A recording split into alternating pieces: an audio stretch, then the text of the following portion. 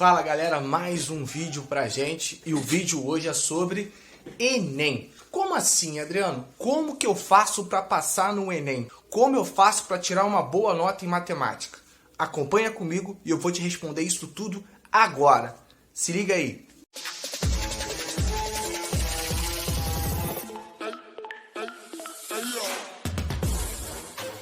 Então, olha só, como que funciona o TRI? TRI é teoria de resposta ao item, né? Como que o Enem desenvolve isso, né, para poder aplicar as provas ao longo dos anos? Como é que funciona? Primeira coisa, tem um banco de professores, né, digamos assim, que enviam as questões para o Enem. Essas questões são pré-aplicadas, né, em provas pelo Brasil inteiro, tanto no ensino médio quanto no ensino superior, em alguns níveis. As questões são pré-aplicadas para que elas tenham uma definição de nível de dificuldade. Então, de acordo com essas aplicações, eles conseguem definir se essa questão é fácil, médio ou difícil. Aí, como é que funciona isso? Depois que essas questões percorreram algumas aplicações pelo Brasil, nós chegamos a um parâmetro que é o banco de questões da infinidade de questões. E como que isso funciona? Eles escolhem, né, 45 questões de cada área, e essas 45 questões vão ser selecionadas e aplicadas no Enem daquele ano. Dentro dessa abordagem, o que eles fazem? Eles pegam essas... Vamos pensar em matemática propriamente dita, ok? Dentro dessas 45 questões, né, pré-selecionadas com seus níveis de dificuldade, essas questões, elas entram... Cada questão, ela entra numa barrinha de pontuação, né? Entre as fáceis, entre as médias e as difíceis. O que acontece? Dessa barrinha, quando essas questões são aplicadas, né, encerrou o Enem, todo mundo fez a prova. De acordo com o desenvolvimento dos candidatos, essas questões elas são distribuídas na sua pontuação, né? Entre 200 até 900 e por aí vai. Não é isso? Tranquilo? Conseguiu acompanhar? Então, assim a gente consegue ter exatamente o nível e a pontuação das questões. Ponto 2. Como que funciona o anti-chute, né? O anti-chute no Enem funciona da seguinte maneira. Ele pensa que, imagina uma corrida de obstáculos. Você tem obstáculos de 1 metro e tem obstáculos de 1,5 metro. Ele entende o seguinte, esses obstáculos de 1 metro são as questões fáceis. Esses obstáculos de 1,5 metro são as questões difíceis.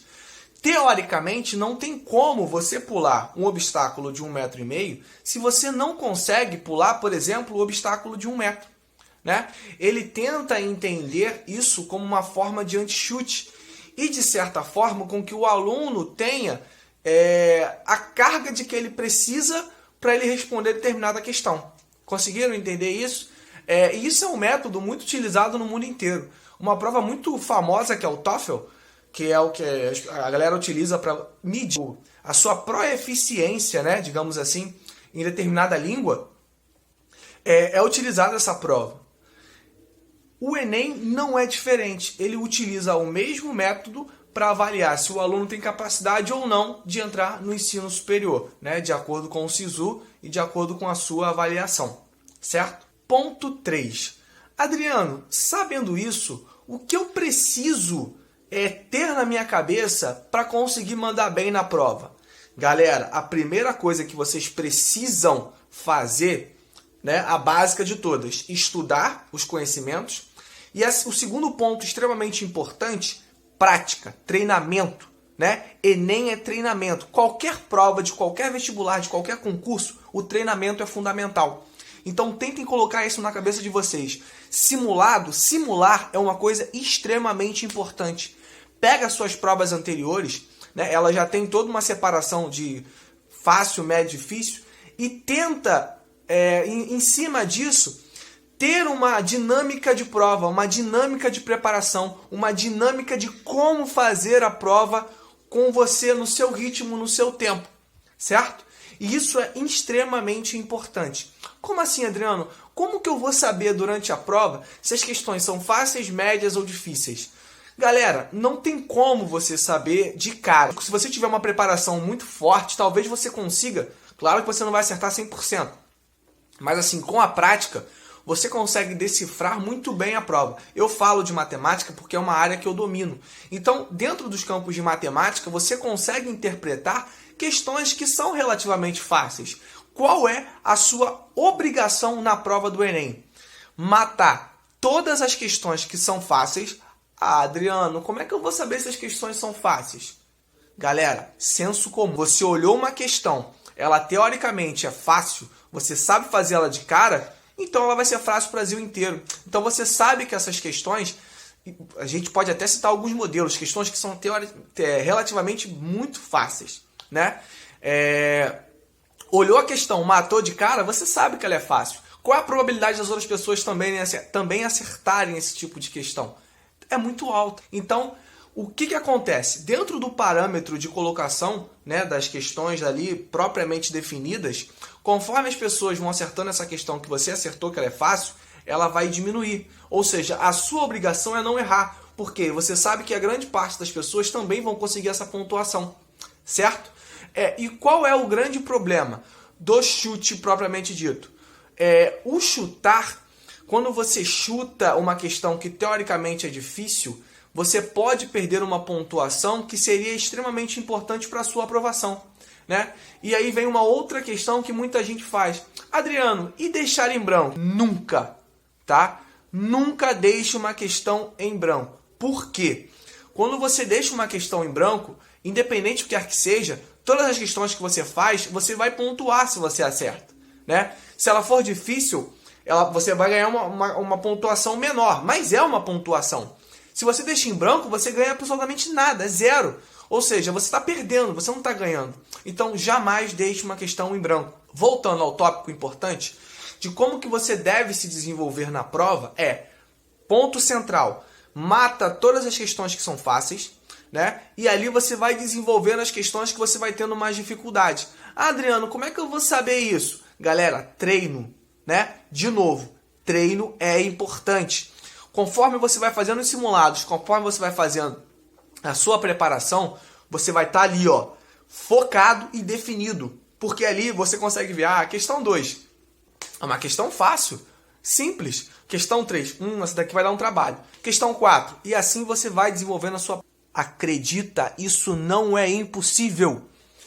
Mas, conforme você vai fazendo a sua prova normal, você não vai mudar drasticamente a sua forma de fazer uma prova. Claro que não. O que acontece? Você só tem que mudar a sua preparação com as simulações, né? Porque conforme você vai desenvolvendo, você começa a aprender que o Enem é uma prova que você tem que estar ali, ó, matando, bonitinho. E Adriano, o que eu preciso fazer? Preciso fazer todas as questões?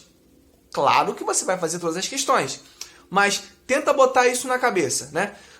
Responder todas as questões e fazer todas as questões são coisas completamente distintas. Se você está vendo uma questão ali que está te dando muito trabalho, né? Eu vou usar um exemplo aqui em definição. Função logarítmica. Galera, né? A tendência é que essa questão seja muito difícil. Ou seja, a grande maioria das pessoas vão errar essa questão. Então, deixa aquela questão ali por último, né? Como uma forma de aumentar a sua pontuação. Mas você não vai perder ali 10, 15 minutos numa questão dessa, né? Isso é o fator importante. Perder tempo em questão é uma coisa zero dentro do Enem. O que você precisa fazer?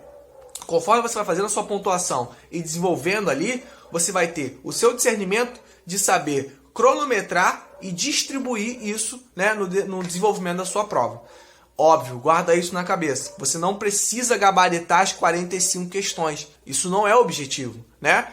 A maioria dos cursos, tirando medicina e alguns cursos concorridos, né, você não tem obrigação de acertar uma pontuação tão alta no Enem, né? Na casa dos 800, vocês conseguem, vamos dizer assim, 70% a 80% dos cursos gerais. Então, para quem tem dificuldade com matemática, essa é a linha de raciocínio, esse é o caminho.